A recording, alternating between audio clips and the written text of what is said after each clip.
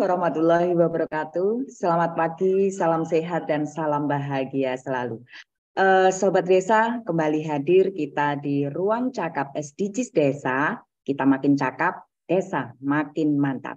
Dan seperti biasa, kita akan menghadirkan beliau, Kepala BPI, Bapak Ivanovis Agusta, untuk menyampaikan topik hari ini. Topiknya adalah melanjutkan yang sebelumnya untuk mengisi APBDes 2023 di Monef Dana Desa untuk pencapaian SDG 11 sampai 18. Jadi nanti kita akan menyelesaikan taggingnya APBDes untuk SDGs Desa 11 sampai 18. Baik, kita sapa dulu Gus Ivan yang saat ini juga sudah hadir bersama kita. Selamat pagi Pak Ivan. Selamat pagi, Bu Tias. Iya, wah segar sekali Bapak. Gimana kabarnya? Ya masih dingin karena di Bandung ini, Bu Tias. Oh, saat ini sedang di Bandung. Oke. Yeah.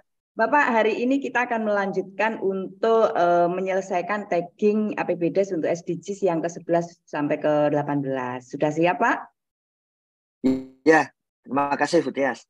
Sudah bisa menjadi host di hari Jumat. Terima kasih. Jadi ada beberapa hal dulu Bu Tias sebelum kita masuk ke sana. Yang pertama, laporan dari Bu Novi yang ikut dalam rapat di BPKP, karena dari tim sana kemarin menyampaikan beberapa WA gitu.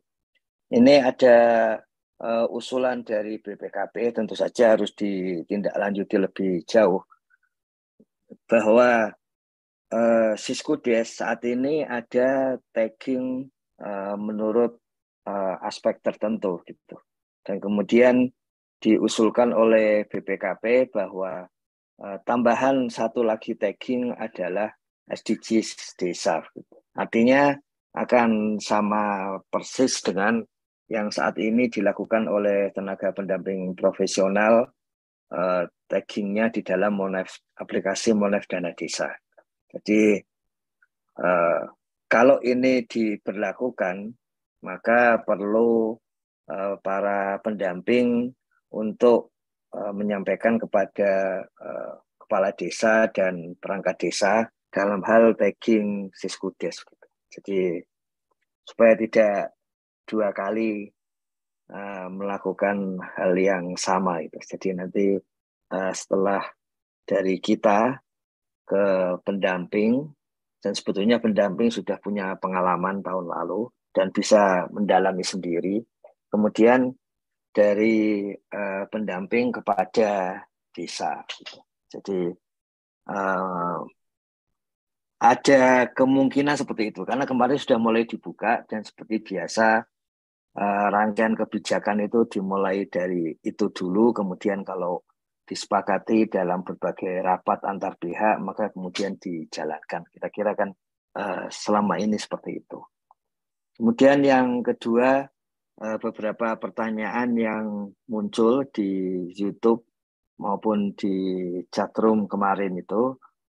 Yang pertama soal absensi dan kemudian sertifikat, ini masih diproses karena ada kemungkinan ada mesin baru untuk membuat e-sertifikat biar tidak terlalu merepotkan, karena selama ini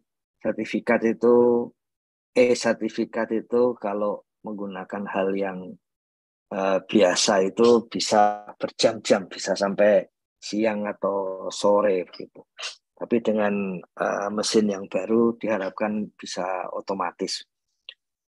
Itu sedang disusun. Kemarin sudah dicoba, tapi nomor sertifikat dari BPI itu tidak bisa otomatis muncul, jadi masih harus diperbaiki mesinnya. Terus ada pertanyaan tentang apakah Pemda bisa mengisikan tambahan kebutuhan dan sebagainya. Sebetulnya ada dua pihak yang secara faktual itu berkepentingan tentang hal itu. Yang pertama tentu saja Kementerian Keuangan, karena yang real mengatur bagaimana dana desa dipraktekkan di lapangan gitu. Ada kebijakan dari Kementerian Keuangan beberapa tahun yang lalu di 2021 itu dan 2020 ya dimulai. Itu di sana disebutkan misalnya bahwa tidak boleh ada tambahan syarat untuk pencairan dana desa. Misalnya ini satu contoh bagaimana satu kebijakan pada tingkat Kementerian Keuangan yang itu kemudian dimasukkan ke dalam peraturan Menteri Keuangan tentang dana desa. Dan sejak itu kemudian memang tidak ada syarat lain dari pencairan dana desa. Ini contohnya. Yang kedua tentu saja yang berperan adalah di dalam Siskudes.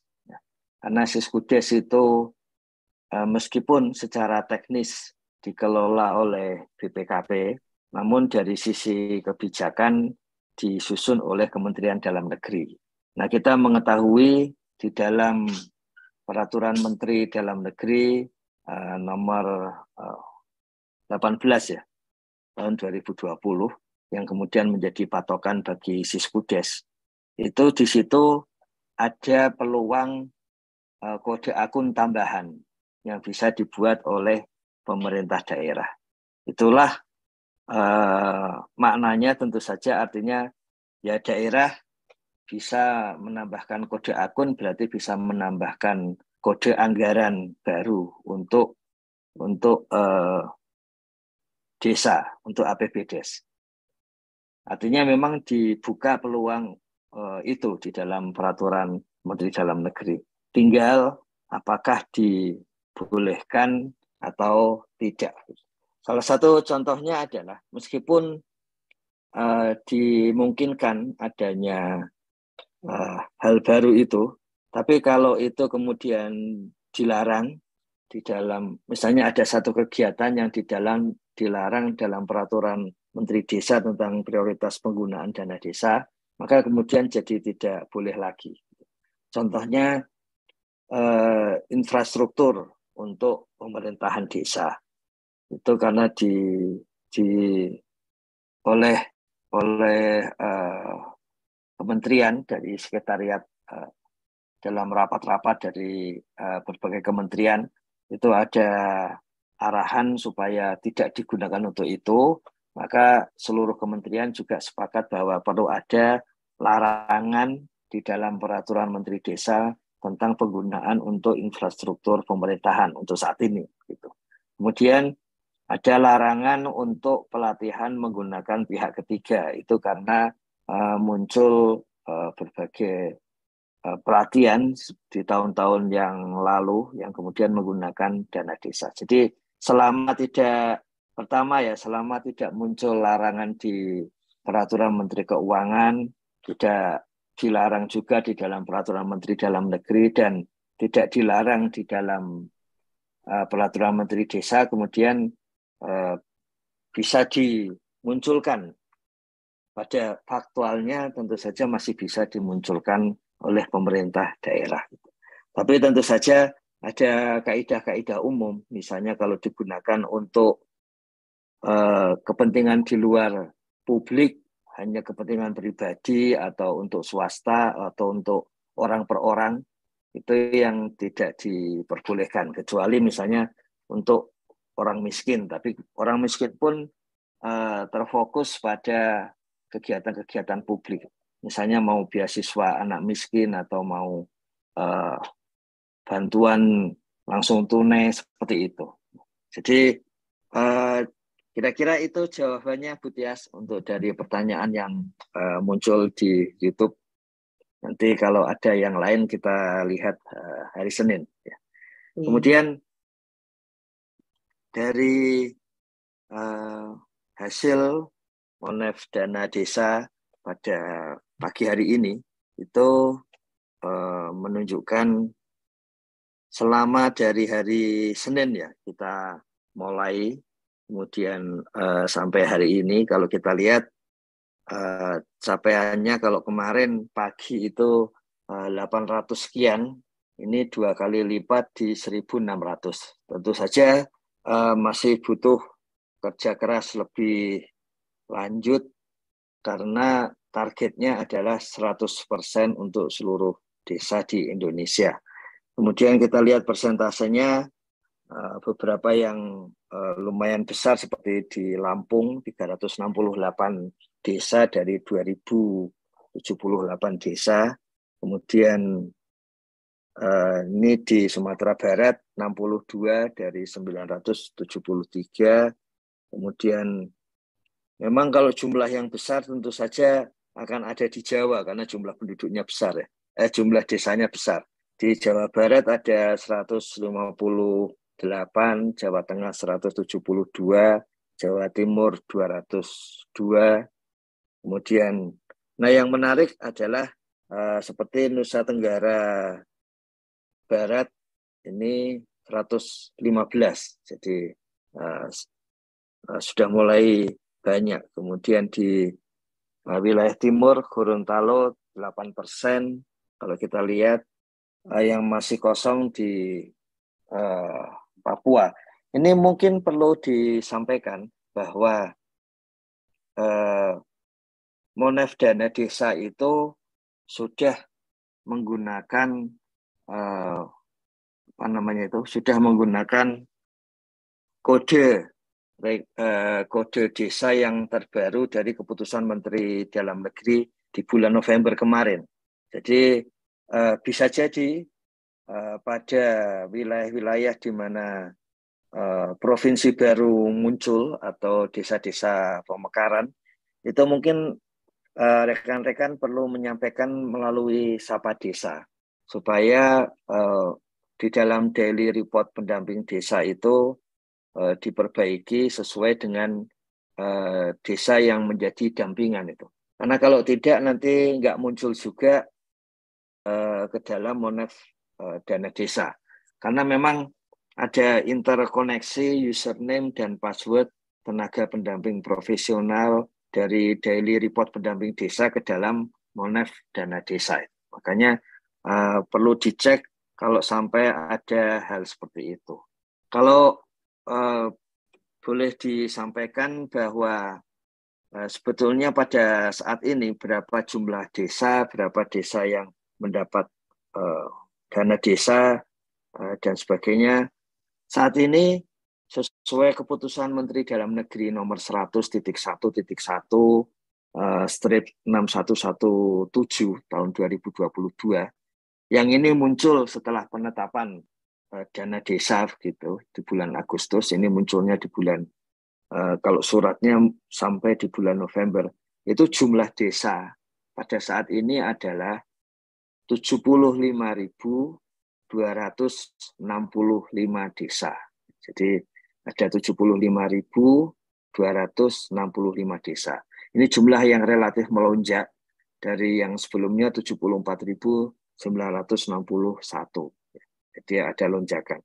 Nah, jumlah karena sudah ditetapkan setelah adanya dana desa itu penetapannya menjelang pidato tahunan Bapak Presiden.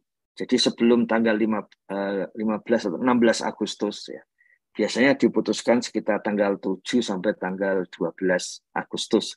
Sehingga memang waktu itu jumlah desanya jauh lebih rendah daripada keputusan Menteri Dalam Negeri. Jumlah desa yang mendapatkan dana desa adalah 74.961